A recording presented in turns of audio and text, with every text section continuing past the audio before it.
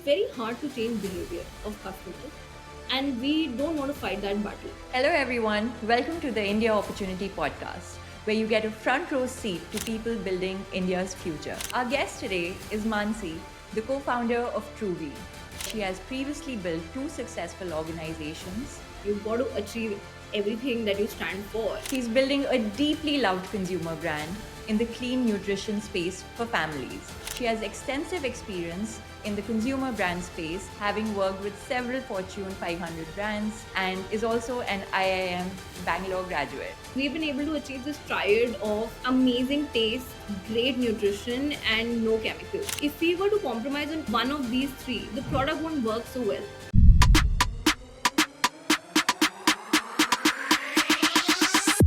Welcome to the India Opportunity Podcast. Excited to deep dive today into the consumer space with Mansi. Mansi, welcome. Good to Thank have you you so much. here. How are you Thank doing? you for a generous introduction. Thanks so much. It's all what you've accomplished. So the least I could do is to get that right. But Mansi, let's start from the very beginning. Keeping your work identity aside, tell us about your early years. What were you like growing up? Growing up, huh? So I used to be a pretty independent child. I grew up mostly in Mumbai and Bangalore, so very much a metro girl. I was a very independent child from a very early age. I used to manage a lot of my own, learning, my own activities, everything by myself. And I was good in studies. I mean, I wasn't like exceptional. I wasn't like the first in class every time, but I was in the top five. But I was also very naughty at the same time. I was sort of like I guess I learned to balance the two pretty early on. I used to have this gang in school and we used to do like cool things, but at the same time I was also the class monitor. So it used to be funny because the teachers couldn't believe that I was also doing something naughty, etc. So but I mean, I guess that sort of summarizes the kind of person I was, balancing a lot of naughtiness with being the class monitor and good in studies. So yeah. Very interesting. I think, a theme that we've seen across most founders is curiosity and independence come to them very early on in different aspects. And some ways, that also helps with entrepreneurial energy, right? And you have a lot of entrepreneurial energy in you. You have built two successful organizations before and onto your third one. What's the secret sauce, pun intended, behind this crazy drive? I think for me, my drive actually comes from the mission that we're working towards, right? When we're doing Head Start, it was early days of entrepreneurship in Bangalore, and young kids. We started doing bar camp. We used to organize bar camps, and then we really got sucked into that entrepreneurial energy that was doing the rounds and the buzz. And Flipkart was just coming up. It was really early days of entrepreneurship, and we were on a mission to enable that ecosystem in Bangalore through venture connects, through giving a platform for entrepreneurs to come and present their startups to get feedback, etc. So I think it was the mission that drove the energy, right? The When you're on a purpose which is larger than you, there's a lot of energy to be derived from that. And I see that happening in Truvi as well. We are on a mission to make sure that every child in India gets the nutrition they deserve. I think it's something huge, right? It's something worth dedicating your life and energy to. And I think I derive my energy from that purpose every morning. Absolutely. I think, you've hit the nail on the head because working with missionary founders versus mercenary founders, people who are doing it for quick fame versus people who are actually dedicated to the mission, is the joy of us working with as investors as well. Because, what we've seen is if you are dedicated to the mission and if you really value the mission, you're able to stick to the game for a much longer run. You're able to deal with the highs and lows a lot better versus something wrong happens and you're ready to give up and move on to the next gig. But missionary founders do have a more long-term approach in terms of business building. They don't think in days and months. They think in years and decades, and that is what we love discovering at SSV and backing in our founders as well. Coming to, you decided to build Truvi as a clean nutrition brand for families. What were some of the insights from your consulting experience for different consumer brands while you were at Bain that made you really hone in on the space? Talk to us about your thought process before you decided to launch Truvi. So, very thankfully, all my projects in Bain were in consumer products, right? That's what I had joined for. I was very clear from day one that I'm really interested in consumer products. My backup plan was to go to HUL, right? I'm like, either I'm getting consumer products in consulting or I'm going to HUL. So, Bain gave me all consumer product roles, because of which I got immense exposure, not just in India, but in Southeast Asia, Middle East, Africa, with some of the biggest consumer product companies, right? And everything like from distribution, in-store execution, to market entry, portfolio management, growth, even how do you think about organization structure, mergers, acquisitions, like the whole hog, right? Like I think during the 7 8 years of my consumer product stint, I must have seen like literally every area of a consumer product business that there is, right? And so that learning is invaluable. I would say that learning is invaluable. I just feel like a lot of things that consumer entrepreneurs have to learn the hard way come intuitively to me, so I understand those things because I've sort of seen it pretty close, right? So I think that's invaluable learning. But the idea of Truvi was a little more personal, right? Came from my personal life. So when I was in Bain, I'd actually done two cases in nutrition. Two, we call them cases, basically projects in nutrition, right? Right. And one was with the Tata Trust. We were building the strategy for investment in nutrition for the Tata Trust, right? Which companies to invest in, what should be the sort of interventions that lead to longer term change, etc. And especially focus on children. And then I also did some work with the Akshay Patra Foundation, and that was again of course about child nutrition and how they can maximize the nutrition outcomes for the children that they're serving, right? And so both of these things I think had a profound impact on me, and I could understand the grassroots level issues to deal with nutrition, right? That the country is facing. I could understand problems like malnutrition, starvation, wasting, stunting, and even just calcium deficiency, vitamin D deficiency, B12 deficiency. So I think that background I had. And then when I had my child, and I started him on solids, and that was the other side of the nutrition That problem. is another story for another day, right? Yeah. So I think that was the first time in my life that when you're doing nutrition research, all of these statistics come at you, right? That even in the richest households in India, 30% of the children are not getting the nutrition that they need on a daily basis, right? And or are deficient in some way. And you like, it's just a statistic. There's so many statistics doing the round. You don't really give it credence. You're like, what do these guys lack, right? They can have any nutrition that they want. And when I actually saw it in the context of my trial, I understood why that is, right? Why 30% of the households, even rich households, the children are malnourished. Yeah. And I think that's because of a bunch of things, right? One is obviously our eating habits as a country, or I would say as a ritual, as a habit, right? Our eating habits are obviously not very protein focused, right? Which is a primary problem. But apart from that, also it's just the whole supply chain is broken, right? Our soil doesn't have the right nutrition. Our food processing does not take nutrition into account but shelf life. Our food packaging storage is very very shelf life focused rather than preservation of nutrition focused, right? I mean, just to give you a simple example, most of the almonds that we get in the market that we give to our children with a lot of love and a lot of hope actually are defatted, right? They don't contain any of the good oil that actually contains all the minerals Oh, in. really? I Yeah. didn't know that. Okay. Yeah, so they take out the oil and then they sell those almonds in the market, right? Hmm. And that's just one small example. I don't think our supply chain for food has been thinking so much about ensuring nutrition efficiency as much as shelf life, or maybe even price efficiency, right? And so so when I started delving deep into it, it was just very confronting, right? And I built a whole nutrition calculator where I could calculate what he's eating every day. And now that's the nerd part of me, and I'm sure not every parent is doing that. But I built a whole nutrition calculator where I was calculating exactly how much protein, how much of each vitamin and mineral is eating, and the numbers were very astonishing, right? I mean, there's no way that they are completing their nutrition every day, right? Yeah. And so that sort of is where the idea of Truvi came into being, and we're like, we need to solve this not just for the children who can't afford it, which by the way we are also, as a mission dedicated in the journey of our company to look at, right, in terms of our CSR, in terms of how we contribute back to the society. But as a business, we are focusing on the top 50% of the population of India, and committed to solving the nutrition problem with us. I mean, not just us, but we, in partnership with the ecosystem and our partners, are committed to solving that part of the problem through the business.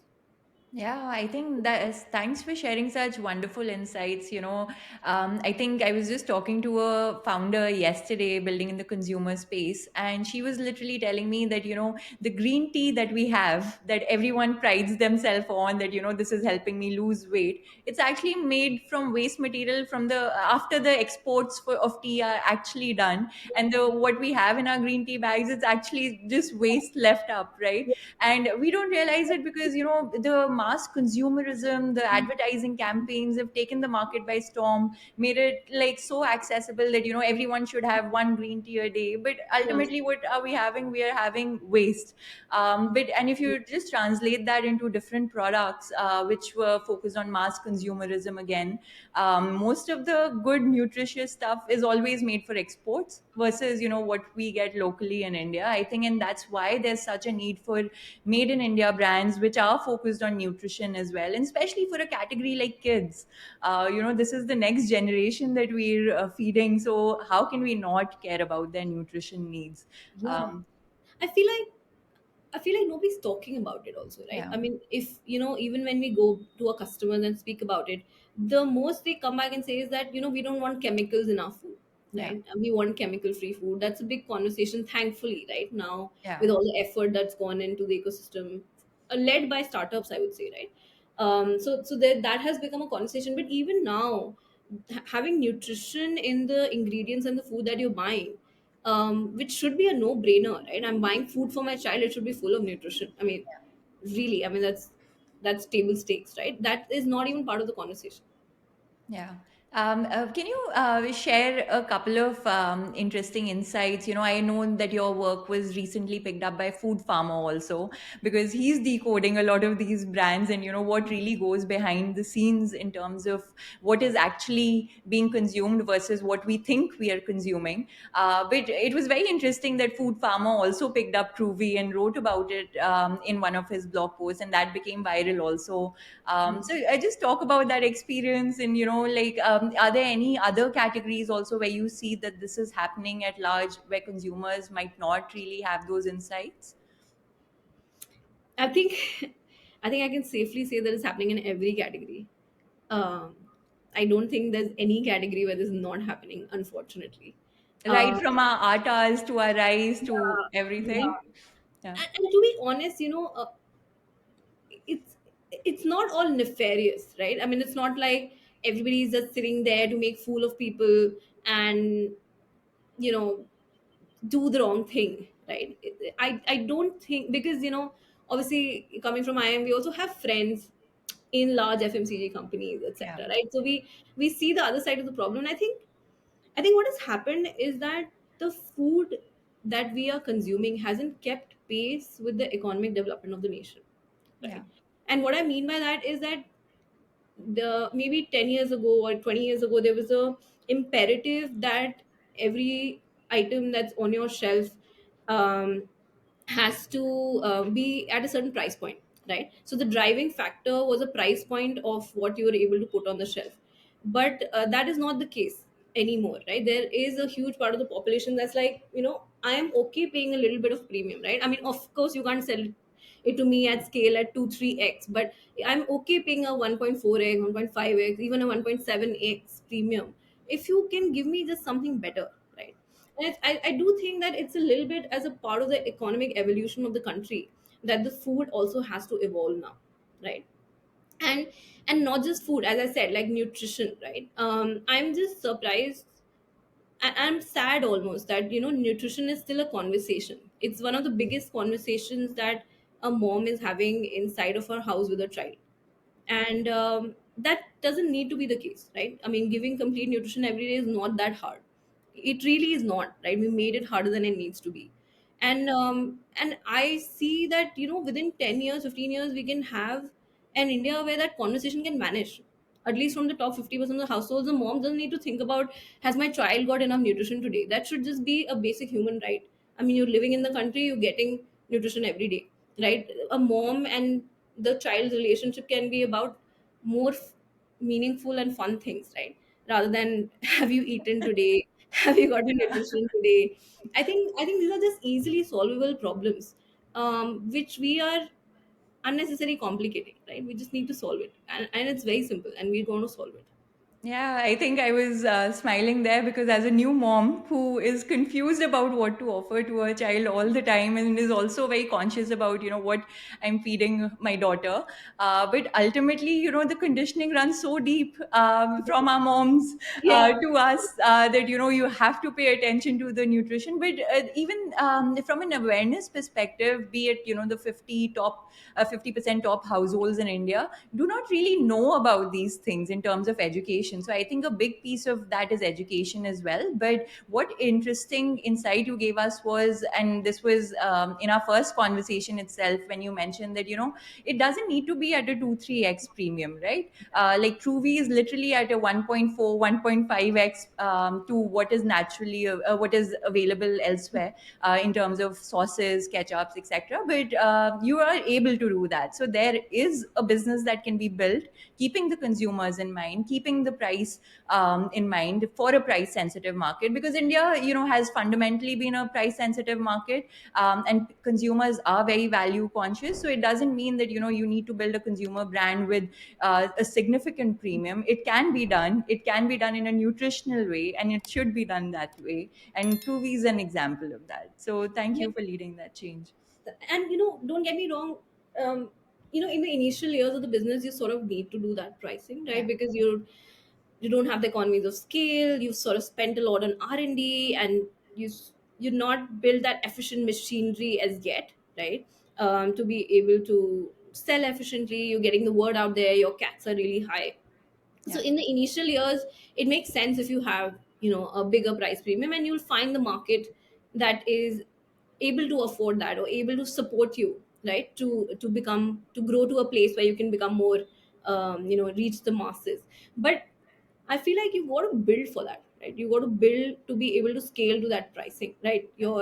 Uh, and that takes effort, right? It's easy to build something which cannot scale to that price, but building for that is what takes effort. Absolutely. One thing that really stood out to me during our initial conversations was that both you and Aditya, your co founder, have the ability to zoom out, pay attention to the macro environment in terms of choosing the right categories to build in, but also go in very deep into the micro in terms of execution and paying attention to the fundamentals in unit economics. You both have a strong combination of not only understanding digital, but also offline expansion. So, what were some of the frameworks you used to lay the foundation right to be able to build a fundamentally strong business from day zero?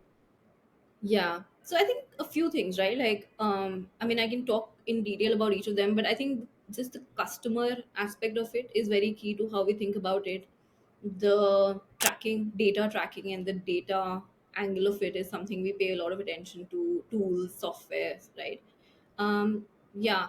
So I think those two things, right? For us, the first thing that has been very, very central to the way we build the company and continue to build it is that we stay very close to our customers, right? And I'm not just saying that. I know it's sort of like a buzzword and everybody wants to say it, but we actually we almost feel like we build ourselves on the shoulder of our customers, right? And they are equal partners. It never feels that it's just our company. That is just how involved our customers have been, A even lot of from them are investors also now in Truvi. yeah, a lot of them Yeah. investors as well, right? And so from day minus 100 almost, right, we've had customers we've built in the public. right? So we onboarded a group of 100 parents and we built the product with them. And then over time, obviously, customers have also joined and we actually started selling, so we got customers. But even before that, we built a group of 100 parents and we built the product with them, which is obviously not easy, right? I think it's not even day minus 100, right? It's like more than day minus 365, right? And so we built it with them, which is not easy because then you can't cut corners, right? You've got to achieve everything that you stand for, and which has been good for us, right? Because we've been able to achieve this triad of amazing taste, great nutrition, and no chemicals, right? And if we were to compromise on any three, one of these three, the product won't work so well, right? Yeah. As it's working. And so I think the customer centricity, right from like, we ask them like small things that you laugh at, right? Like, is this logo looking okay, or should this be the logo? Is this mascot okay, or should this, should this be the mascot, or should this be the kind of mascot, or is this packaging better, that packaging better?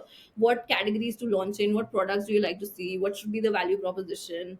You know, what flavor should we launch, right? Everything we test with the customer, like literally everything, right? And we that has held us in good stead. Even before we launched sauces, we actually killed two products that we had made.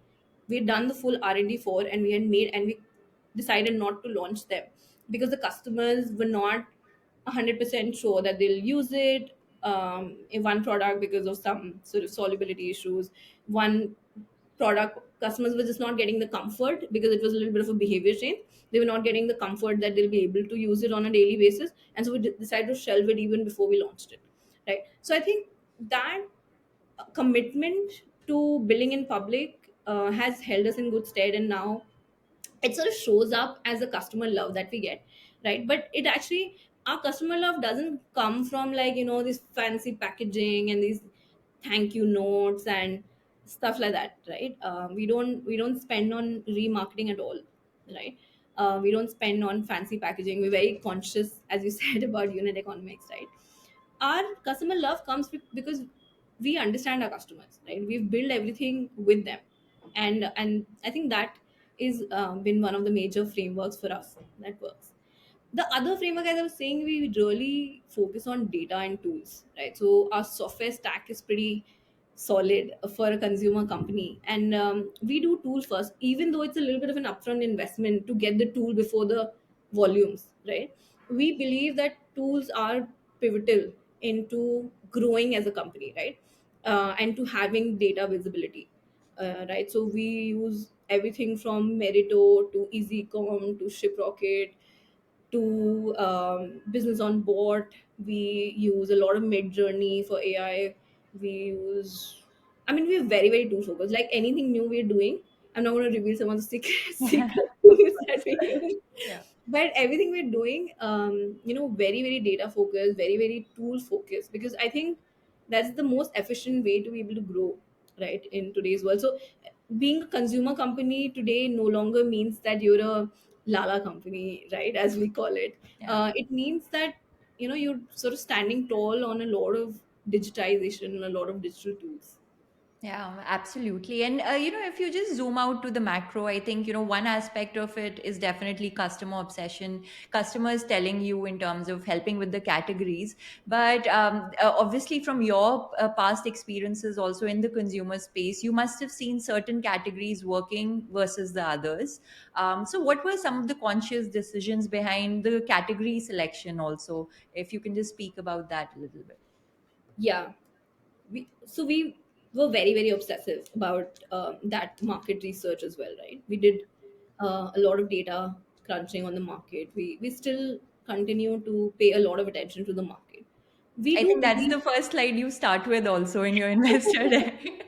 Yeah, Yeah. because we believe that it's very hard to change behavior, right, of customers, and we don't want to fight that battle, right? No. Because we don't think that's required, right? So everything that we build is inside of the existing customer behavior. And what that means is that we will only build in the categories that are huge. We'll not try to go into smaller categories, right? Because our job is to provide nutrition, right? We are making nutrition products. We are not here to do behavior change. We are going to take the behavior that the customer is doing right now and add nutrition to it, right? You think that for you, homemade food, home meals 2 times a day are sacrosanct and the source of nutrition for your child. We are with that, right? We are 101% with that. What we are going to provide is a sauce you can add to these meals to add nutrition, right?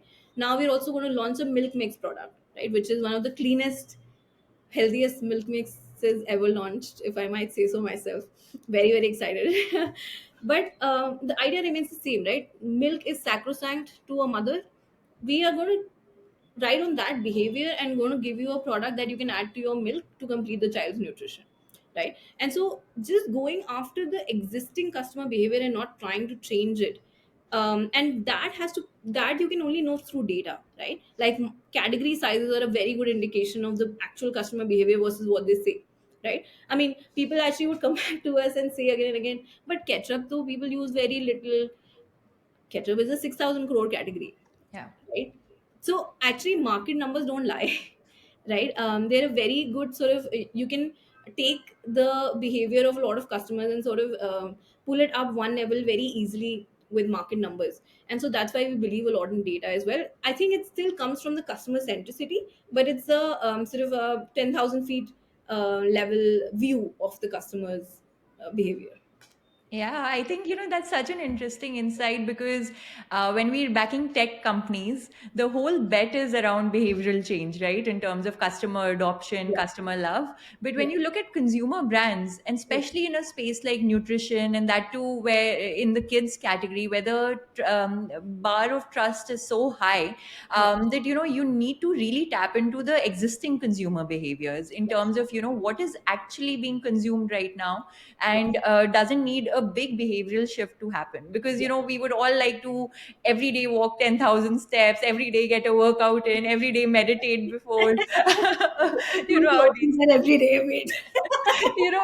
like there's a list of things that we should do every day, but Yeah, we do not do every day, yeah, right? Even after knowing the benefits of it. But for consumer brands, I think tapping into the existing market needs, and existing consumption behavior is also very important. So thanks for highlighting that. And I know that you spent almost 18 months or 2 years in terms of R&D yeah. to Not get so product good. level differentiation. Often in that journey, it is very easy to fall into the trap of self doubt, because you don't know if your effort will lead you to anything concrete. You yourself said that you shelved two products before you even launched them.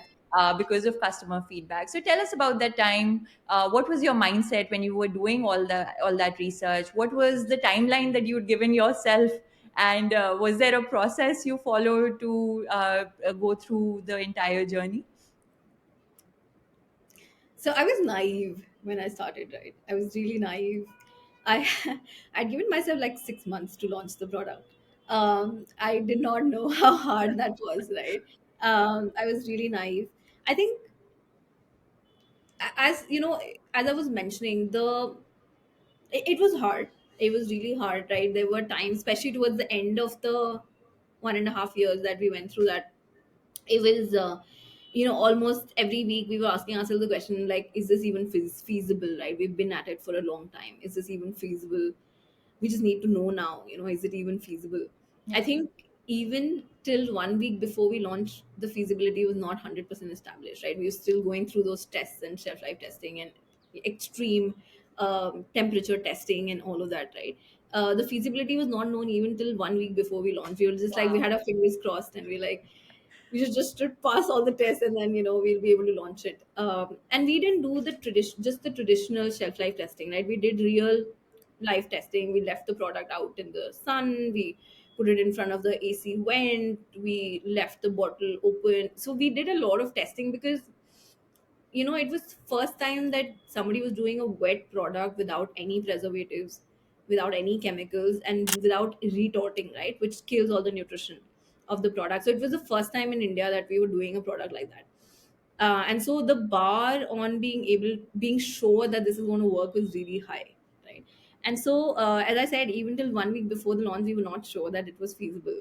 And that was excruciating, right? Because we were at it for so long, right? I remember that towards the end it was becoming harder and harder to hold the belief. Yeah. I think what worked is that because we were building with all these people, right? I think that sort of kept us going because we could see that, if we achieve this, the outcome of it will be amazing. And it also keeps you honest, right? At no point did the thought occur to us that maybe we'll just add chemical nutrition to dena, it's okay, right? At no point we were like, okay, is this tasting a little less than amazing, let's launch it, right? So I think just that principle, the core principle, the triangle that we hold dear, right? Now the heart that we hold dear, just sticking to that, I think sort of got us through, that we will not make something that we don't give to our child, or that these 100 parents won't give to their child, right? Yeah, I think that's why there is so much insane customer love. And that was my next question as well. So, you have established such a strong brand pull in such a short span of time. What do you think you did right? And what do you think you can or could have done better? I know you've answered this question partly already, but it would help if you can talk about some of the things you're doing differently in terms of being able to attract new customers, even going from those 100 customers and 100 customers in your focus group to now having thousands of customers. How did you scale that from there to now?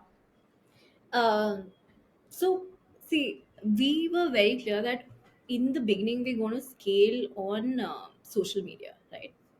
And we chose Instagram as a channel because the product we built is differentiated, right? We were clear that if we're going to put this product on a marketplace on day one, we'll get customers, but they'll not be coming for the right reasons, right? They'll not be buying the product for the right reason, then hence they will not be advocating it, they'll not be using it with the love that it's supposed to be used. So we were very clear that from day one, all our marketing was videos on Instagram, right? Which allowed us to tell our story very powerfully, right? So anybody who's buying a Truvi sauce is not just buying a sauce in a marketplace that seems to have good packaging and good price, and hence we're buying it and it'll arrive tomorrow, so I'm buying it, right?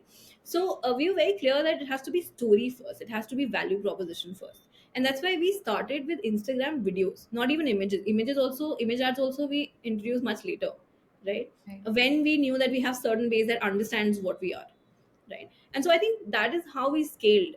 Even now a significant portion of our revenue comes from Instagram funnel, right? Now obviously that funnel now goes to different places and buys, it's not one straight funnel anymore, but it still comes from the Instagram funnel.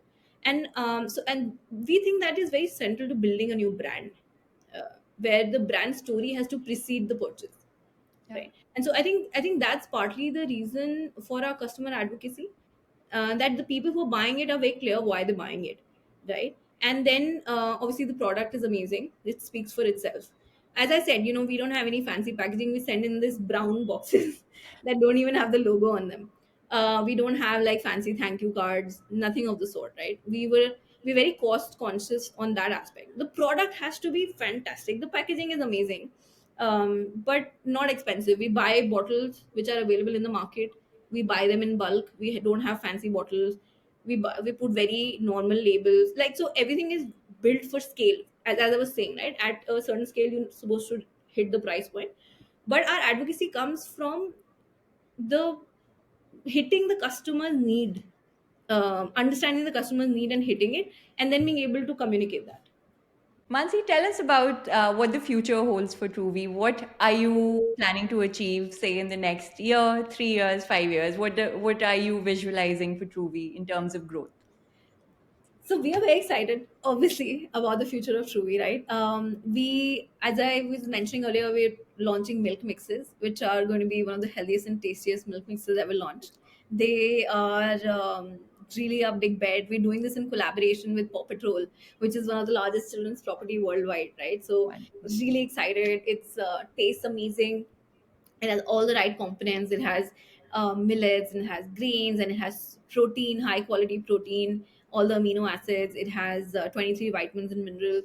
We feel like this product sort of embodies the nutrition journey that we're on, and we've built it with a lot of effort with pediatricians and nutritionists and scientists and whatnot, like through a lot of R&D, which is obviously key to us as a company, right? And so, for example, we are speaking to this panel of pediatricians, and they're like, we should not put vitamin C in a milk mix, right? And I was surprised because literally every milk mix in the market actually has vitamin C, but vitamin C inhibits the absorption of calcium, which is there in the milk mix, and as well as the milk, right? So actually putting vitamin C in milk mix is counterintuitive to the nutrition profile that you're trying to achieve, right? So we took this very hard call that we're not going to put vitamin C, even though people think it's really important, but milk is not the right delivery vehicle for that, right? So let's do vitamin C in an upcoming product and not through the milk mix, right? And so that's just one example, but we went to a lot of nuances to make this milk mix the best milk mix that has ever existed, right? Zero chemicals, no processed sugar, a lot of jaggery. And so yeah, very very excited about that. But coming back to your question about growth, so we see we already growing pretty good, touch wood. Right, we most of our revenue still comes from D2C. We're growing very fast on Amazon right now. We're present on Blinkit now. This month we've also launched on Instamart. We are going to scale these channels massively in the next 1 year. We are going to enter new categories. Milk mix is the next one, and then there's one more category that we're going to touch upon this year, which is confidential right now. Yeah. And we think that we have a genuine chance, genuine opportunity to be the foremost player for nutrition, clean nutrition in India for children, right? And I see the gap, right? I see that that opportunity exists, that need exists, that pull exists, and we think that we are well positioned to be able to win there. Yeah, absolutely. I think, when I searched for sauce right before our conversation today, I was just looking at sauce. I think Truvy comes up right there. And if you search for healthy sauce, Truvy sauces are the first ones that show up anywhere, right? Yeah, And I think even for milk mixes as a category, it's such a large market in India. it is What's the market 13,000 crores. size? 13,000 crores. 13,000 crores. And imagine the basic ingredient where you're talking about milk absorption, which is not happening, calcium absorption, which is Yeah, not happening because of vitamin C. Not many people would know that. And, yeah, and it's a problem. so, Absolutely, yeah. and I think you've grown tremendously through quick commerce. Would you like to talk a little bit about how quick commerce has enabled you as a brand as well? So I think there's almost it's almost like an era in consumer products before quick commerce, after quick commerce. I feel like quick commerce for the first time in history has enabled brands like ourselves to play in a space where only offline existed before, right? Which is so the problem that happens is that when you're selling on your website and when you're selling on Amazon, they're great channels to get the word out there, but they're not the natural channels for grocery purchase, right? So for a food brand like ours, or a nutrition brand like ours, whatever you want to call us, right? It becomes very very tough to sell in the natural channel of sale, and that continues to be dominated by the large players that have the working capital to win in offline, right? And so I think quick commerce has really disrupted that for brands like ours, where now you're playing in a natural channel of purchase for the customer, and you're able to compete head on, right? And people are able to be access you and actually get and buy you in like 20 minutes, 30 minutes, 15 minutes, right? And so I think we are seeing that on quick commerce, on Blinkit. We're seeing amazing growth. Thank you, of course, to Where them. all are you present now for anyone who's watching? So we are in all the three major centers of Blinkit, which is Delhi NCR and the sort of broader North Indian region, in Bangalore as well as Mumbai, and same for Instamart that we're launching now, right? And we're really thankful to the Blinkit team that has supported us through this. We also have a great agency partner that is working with us on that. Really, really kick-ass team. And obviously, we've also spent a lot of our effort and time as a team on that. So, but yeah, I mean, as I said, I think democratization of reach at the in the natural channel of purchase has been possible because of quick commerce. And that also gives you a good indication of scalability, right? Because when you're playing on Amazon and website, although it's the best channel to start your business, you're not you're not playing the real game, right? The real game is actually happening in quick commerce and offline. And so being able to play that game in quick commerce gives you a lot of learnings in the real game. Like how will you, what are the brands you're competing on, what are the keywords, where are you going head on, right? What the customer actually checks out with, and then does he come back and buy you? It's just so exciting. Yeah, because on Amazon, you don't even get access to customer data, or you don't know who your buyers really are Yes. until they leave you a review, but not even then, right? Because on quick commerce, at least you have the ability to be able to know what kind of demand you're seeing, what pocket of channels is that coming Yeah. from, and so much more in Yeah. terms of And it's just a real battleground, right? It's a real battleground. It's yeah. a, yeah, it's amazing. Yeah, absolutely. I think one of the things that really stood out to me in our initial conversations was obviously watching some of the videos where you were speaking very thoughtfully. People don't know it's you behind the camera, but I could resonate with that. But, Honestly, Siddharth, I am the voice artist in Chewy.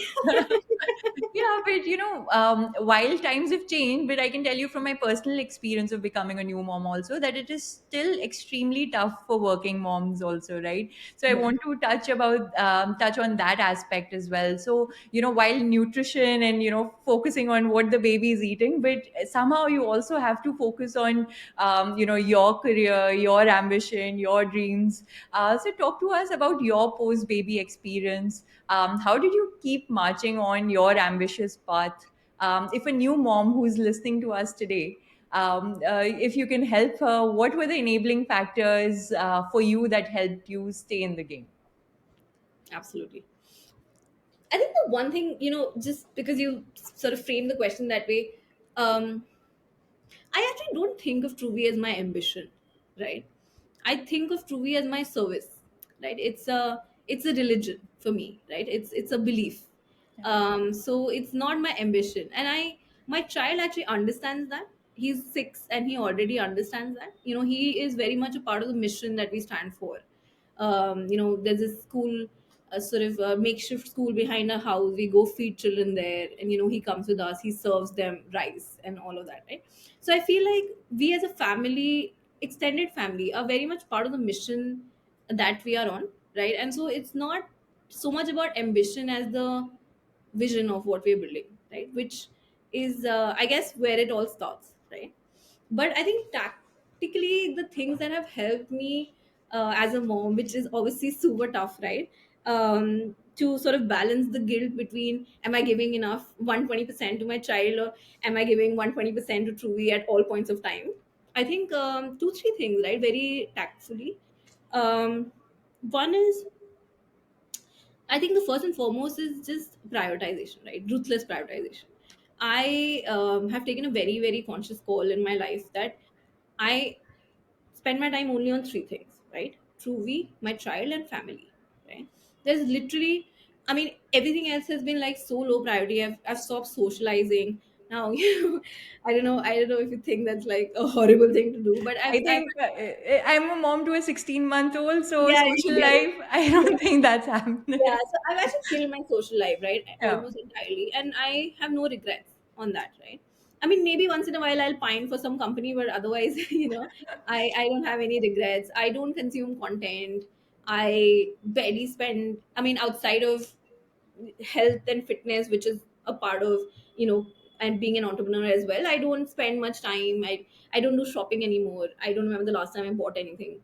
I think I've simplified my life dramatically, right? And I have thought to myself, what is my focus? My focus is to be my child and my family, right? Beyond that, I've sort of just cut down on everything else, and that's helped a lot. And honestly, it wasn't easy, right? It's not easy to overnight change your lifestyle, but I think in hindsight, I feel more peaceful because the time I feel most not peaceful is when the basics, the highest priority things are not taken care of. So I'm like, this is great, right? So I think that's one. I think the second is just family support, right? We live in the same apartment complex as my parents, my brother. My in-laws live like 10 minutes away. So we really have a village, right? We That's just been extremely pivotal to being able to achieve this, right?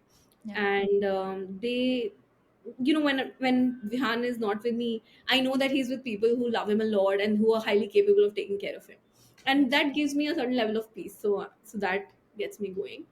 I also think that very tactically, just having a great team both at home and in office enables that a lot, right? Like even at home, the help that I have, right? The two people that I have helping, one has been with me for 4 years, one has been with me for 6 years. They're like pillars to being able to do this, right? Like they're like my team. Like I really treat them like my team. It was hard finding them. So initially, like, we cycled through a lot of people and we just couldn't find the right person. But once we found them, we've invested in a mutually respectful relationship, and it's worked out really well. Like, they step up, they almost like a part of the team, really. Like, my help, she manages half our shoots, all the Oh wow. yeah, Okay. like all the running around for the shoot, and making the food, and getting stuff in place. I mean, now obviously we have a chef, but the back end work of all the sort of cutting and managing the shoot and on the spot, helping out, she does that, right? And she's become really good at, like, we come to rely on her even for office work. So my cook, she makes food for people in office, right? So they've stepped up. I haven't asked them. And that's the other thing I've realized, that people step up a lot, right? Our customers step up to help. Our manufacturer is one of our major investors, right? Vendors step up. Our packaging vendor, he's almost part of our team. Our development agency. It just feels like you're doing it together with this whole ecosystem, which is rooting for you, rooting for the mission. I think that is very, very powerful. That is so fantastic and powerful because, the reason why I transitioned from True story to your personal story, because I think both of them are cohesive, right? Like, I honestly, when I was having conversations with you, it didn't feel like, oh, this is my work identity and this is my personal identity. That mission of service in terms of, being on a bigger mission than just, trying to make money or like, getting a quick exit, which a lot of people in the consumer space try to do, right? Like, oh, I'll build a brand 2 3 years, get someone to acquire it, or at least that used to be the Sure. conversation, and move on to the next one. But your perspective is so refreshing, Mansi, because the reason why I think people step up to help and show up is because there's a bigger mission at play, right? And getting nutrition right for families ultimately affects us all as a society. So what a noble mission, and so good that you've been able to build a tribe around you. And I think for any new mom who's watching this, just find those people, and you can build your tribe in different ways, right? It doesn't always have to come in the same way as Yeah. someone else has it, but you will find those people if Yeah. you choose that this is the focus, these are the focus areas for me, these are the high priority tickets versus non. I think you just have to do that for yourself, and the And world is there to it help takes you. time to hang in there, right? Yeah. It takes Yeah. years. Yeah. For Yeah. sure. Yeah. So, you were freshly coming out of a fundraise that I know took some time to come together. It must have been super hard to stitch around together during a funding winter, as everyone was calling it, but you did. What were your key learnings during this fundraise, and any advice to other founders who may be going through the same experience currently? um oh man. So yes, it was tough. It was tough, I'm not gonna lie. It was not very easy. It wasn't so tough also, I'm not gonna lie on that as well. I just I think what worked for us actually, you mentioned this at the beginning of the call, was that our customers actually really stepped up, which was very unexpected for us, right? Our customers, a lot of our angel investors are actually customers. And even the lead, Weltis Capital, that's joined, um, they were customers. Like, Gokul's actually wife was an existing customer, which got him interested. And then he reached out saying that, I really like this company and I would like to have a conversation. And that's how that came through. And so it's almost like, there also, the customers are sort of stepping up to sort of take us through it. right? Which I think I'm very very thankful for, because I feel like that's the biggest testament that you can get for your Absolutely. business, right? Yeah. Obviously there were people who came in and who sort of believed in us, and took a call, which I'm also thankful for. And became a customer in the journey. Yeah, the other way around, right? So that also I'm thankful for, like both you guys and Rebalance. I think um, I feel like, I didn't really have to sell so much, right? You guys got it. You guys understood the need for this. It wasn't like me convincing you on the need. It was more, okay, let's look at the business fundamentals. Let's look at the founder's ability to take it to the level that it needs to get to. But I think there was 100% alignment on the need for this in the market, right? Which is very crucial for us, which was very important for us that the investors get that, because we're a mission driven company, right? We don't want to go haywire with different agendas being on the table. Right? So I think that understanding and that alignment is very key for us. But I mean, if for two other entrepreneurs, I would say that the Indian, so I feel like the Indian investment landscape is changing a little bit, right? And maybe we as entrepreneurs haven't made that shift in our head as yet, right? I feel like VC rounds are becoming later and later, right? Yeah. And there's this amazing ecosystem of angels and micro VCs that's sort of coming in the country, which is fantastic, right? I mean, these are really, really solid people who are so passionate, right? And who'll actually see you so closely through your journey, who'll actually help you make the right connects. I feel like people discount that. Like I've seen a lot of friends who do fundraise, they'll go to the key VCs that they've heard of, and that invest in the sector, and then after 20 conversations, they'll be like, it's not working out. Yeah. That has changed significantly now. Like early rounds are very much being led in most cases, especially in consumer, right? Being led by angel networks and micro VCs who are amazing. There's so many of them, right? They are, as I said, fantastic people. So I think starting there in the early rounds is very very key. And yeah, I would say sort of prioritizing that, right? Like I've also done B2B sales a little bit, right, when I was in Bain. So the one of the very key things that they teach you in B2B sales is that you have to do screening of the funnel at the beginning of the funnel, right? Mm. Pre-screening, right? And so I think when you're fundraising, that pre-screening also has to be there. Like for this round, actually we didn't speak to most of the big funds at all, because we knew that we will not meet their pre-screening criteria, right? So you have to be very cognizant of where you stand as a business right now and what's the right fit for you, and almost do that pre-screening, not to burn yourself out in a place where you're not likely to convert at the moment. Yeah, I think that is such a key in point that you're making, because as an investor perspective, I speak to these funds pretty much every week, connected to a lot of these tier one funds who, people don't understand that as their fund sizes have grown, they Yes, are also trying to do larger and larger checks, right? Because they also need to make sure that their fund economics make sense yes, at the yes, end of the day. So they don't have the appetite to do those 500K kind of checks or 250K kind of checks that they were doing in the bull run, which was 21 to 22. A lot of them realized that that was against their strategy of, being and able they to don't need find the to, best right? They number. don't need to. They can actually wait for the funnel to thin out a little bit and then come in. Yeah. um, and they can afford to do that. In fact, the economics is built for that, as Yeah. you said, right? Yeah.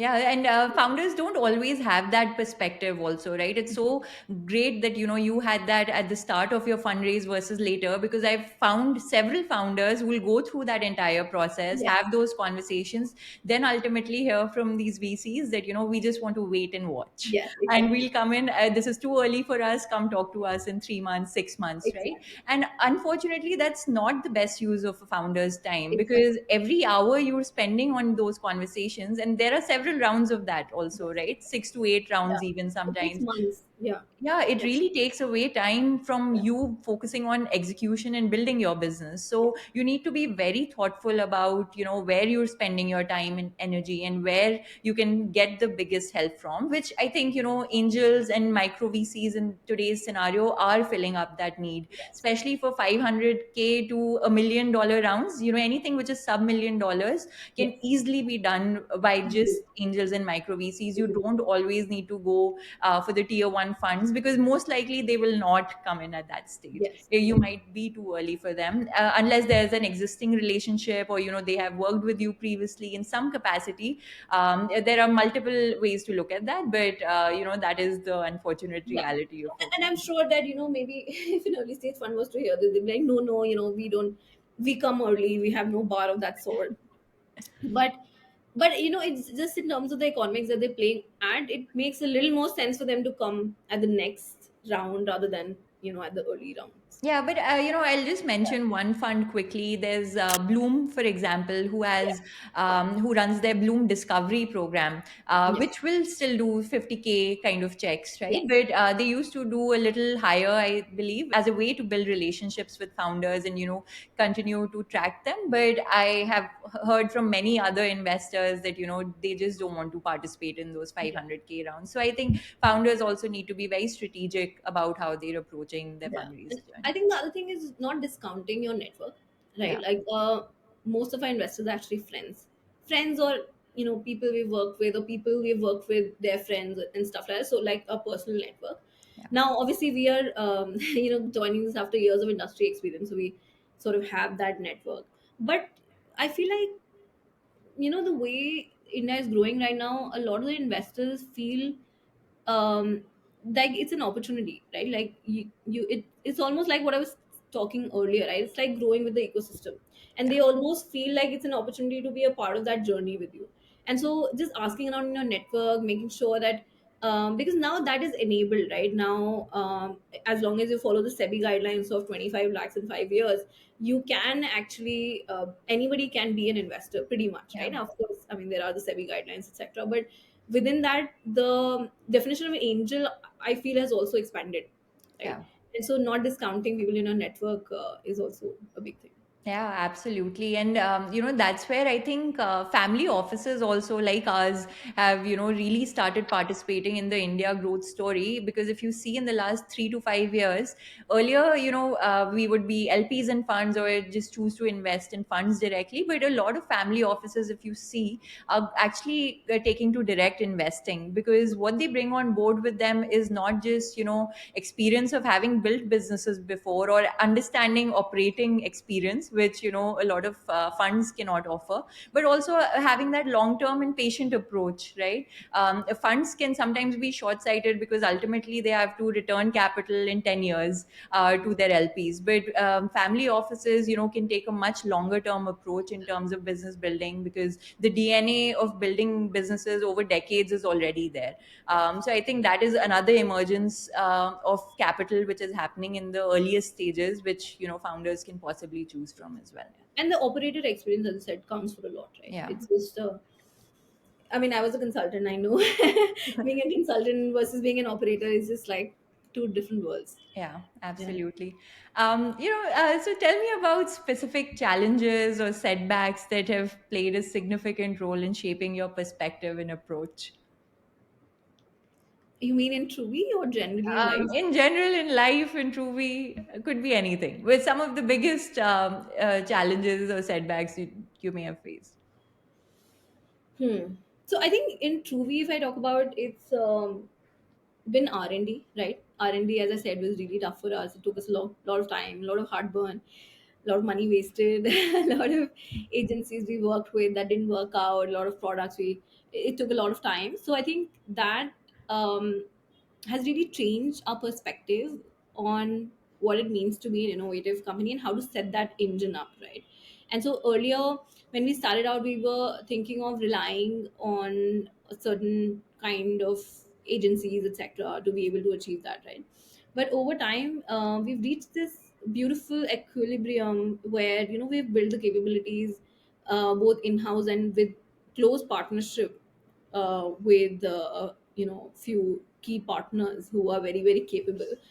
So I think that has been a big learning as to how to be an innovative company, and that's not easy, right? That's really difficult in certain sectors at least, right? And I don't know about tech, but I can tell you in consumer it's absolutely absolutely difficult, right? And so I think that has been a key learning, how to set up those key relationships, that internal team to keep the R&D engine going. So that has been a key learning based on a huge setback for us. You can call it a setback or challenge or just a learning exercise, right? So I think that is very key to how we think of ourselves, right? We think of ourselves as R&D first. We'll never launch something which is not one of its kind. And not just because we need to launch something one of its kind, but because we're solving real customer issues that exist with what exists, right? So I think that is something very deep belief that we have built now. And I think the other setbacks that I can think of,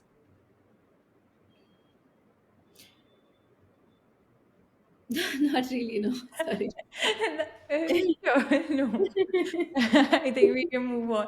So, like now, talking about your personal experience. So, Jeff Bezos has this regret minimization framework, right? Where he often visualizes himself at the age of 80 and thinks backwards in terms of, making decisions in the present and today. So, looking ahead at the age of 80, think of Mansi at 80, reflect on your life journey now. Uh, What profound insights do you think you would possibly have at that point? Specifically, distill it into one significant learning, one regret, and one pivotal life decision. What do you think these three things would be at the age of 80 for you? okay. Heavy Once, loaded question. yeah, I know, I know, no pressure. Um, I think for me, the most significant learning I feel I've got in my life, which I hold very dear, is that anyone can do anything. I say that a lot of times. I feel like, or a version of it could be nothing is impossible. Anyone can do anything. Much like Ratatouille, I believe in that. And I think that is one key insight that I have. That people are fungible, situations are fungible, and if you really do want to do something, there you'll find a way, right? You'll be able to do some version of it. So I think that's the key insight that I would leave. Regret. I I don't think I have regrets, right? I actually I'm very committed to the growth mindset, right? And so for me, everything is sort of a step to becoming better, right? I believe in kaizen, continuous improvement of myself. The So Toyota philosophy. yeah, no, absolutely. I don't have regrets. Everything is contributed to who I am as a person, contributed to what the company is as a company. It's a And the part of last one what we was do. one pivotal life decision. I think the most pivotal life decision that I've ever made till now has been to have a child. It's almost like, after child, before child, like I can like see my life just so profoundly different, Yeah. in what I believe in, what I do with my time, how I value my own time, how I value my own self, how I value my own mission, how I value, um, this human being in my life.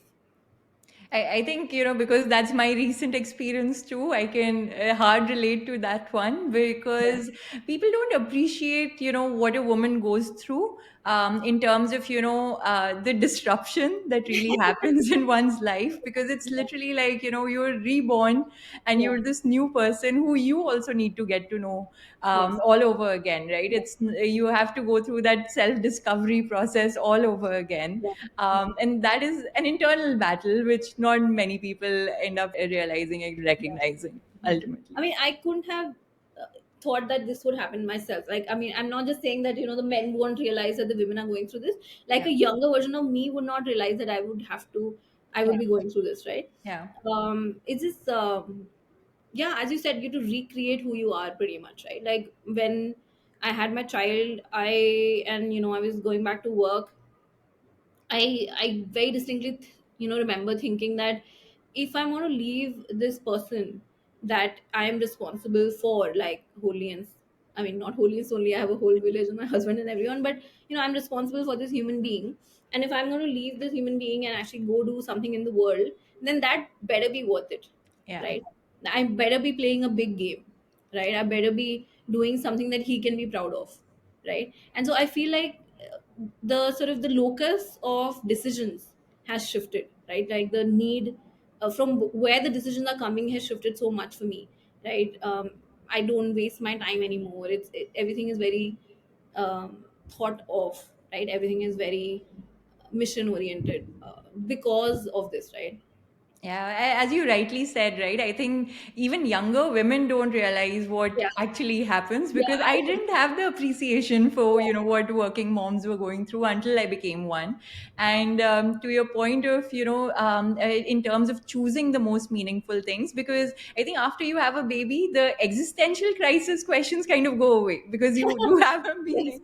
yeah, Right, but like now then it becomes about profound impact in terms yeah, of whatever you're spending time on, is it really worth it or yeah, not, is it worth being away from your baby or not? And I think those are questions that every new mom goes through, and as a mom you continue to go through. I don't think just new moms, but yeah, I think thank you for being so candid. On to the last segment, which is rapid fire.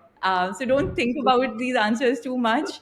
Try to answer as quickly as possible. okay, You okay. can say one thing or No like dive pressure, no into pressure. Okay. it. So, are there any books, podcasts, or resources that have had a profound impact on your life and career? Blinkist.